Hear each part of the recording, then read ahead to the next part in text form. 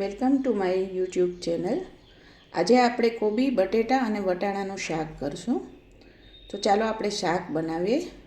શાક બનાવવા માટે કોબી મેં એકદમ થોડી જાડી કાપવાની શાક માટે, અને એક બટેટું લીધું, 500 ગ્રામ કોબી લીધી છે, એક બટેટું અને એક મુઠ્ઠી જેટલા વટાણા લીધા છે.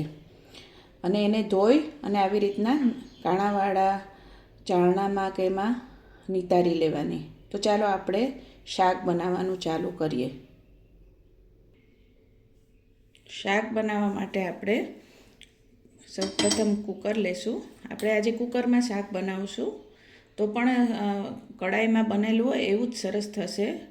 બહુ લોંદા જેવું નહીં થઈ જાય કે બહુ છૂટું પણ નહીં બને. તો ચાલો આપણે સ્ટાર્ટ કરીએ. પહેલાં ગેસ ઓન કરશું. ત્યારબાદ એમાં તેલ નાખશું. તેલ થોડું વ્યવસ્થિત લેવાનું. તેલને થવા દેશું.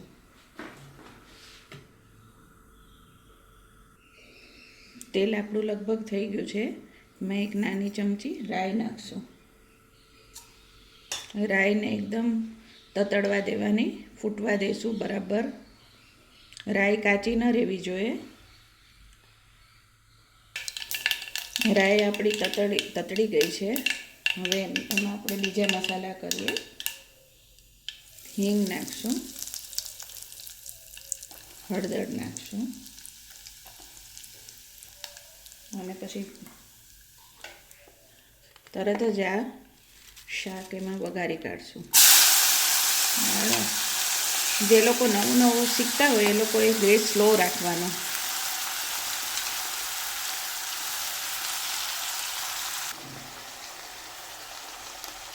એમાં મીઠું નાખશું સ્વાદ મુજબ.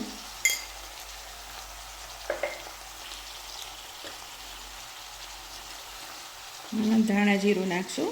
ધાણા જીરું આવી રીતે જ નાખવાનું, ઉપર જ પહેલેથી હલાવી નાખશું તો શાક કાળું થઈ જાય. અને થોડું લાલ મરચું પાવડર.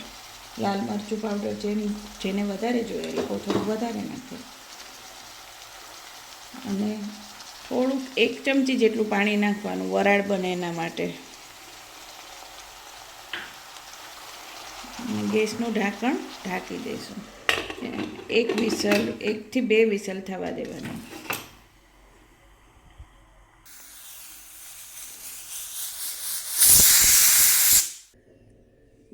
આપણું કુકર લગભગ ઠંડુ પડી ગયું છે. હવે એને આપણે ખોલીને જોઈ લઈએ.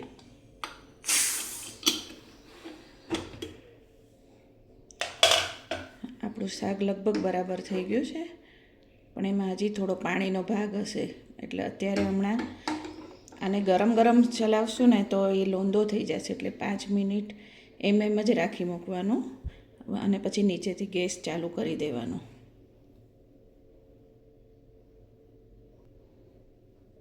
આપણું શાક થોડું ઠંડુ પડી ગયું છે. હવે આપણે એને નીચેથી પાણી બાળવા માટે ગેસ ઓન કરશું, અને ફૂલ ગેસ જ રાખશું. ત્યાં સુધી હલાવવાનું જ નથી.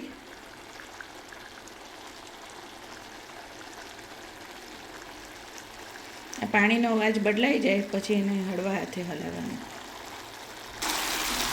શાકમાં પાણી બળી જશે એટલે એનો અવાજ અલગ થઈ જશે ઓટોમેટિક. આપણે જોઈ લેશું. તો જો તેલ છૂટું પડી ગયું છે, પાણી બધું બળી ગયું છે.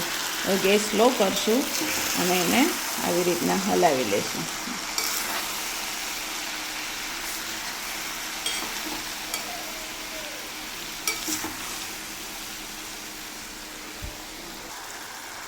હવે એમાં થોડી આવતી જતી ખાંડ નાખશું, ધાણા નાખશું.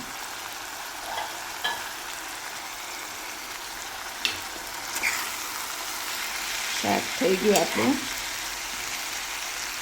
આવી રીતના એકવાર ટ્રાય કરજો. શાક ખૂબ સરસ ને ટેસ્ટી બને છે. તમને મારો આ વિડીયો ગમ્યો હોય તો મારી ચેનલને લાઈક કરજો, શેર કરજો અને સબસ્ક્રાઈબ કરજો. Thank you.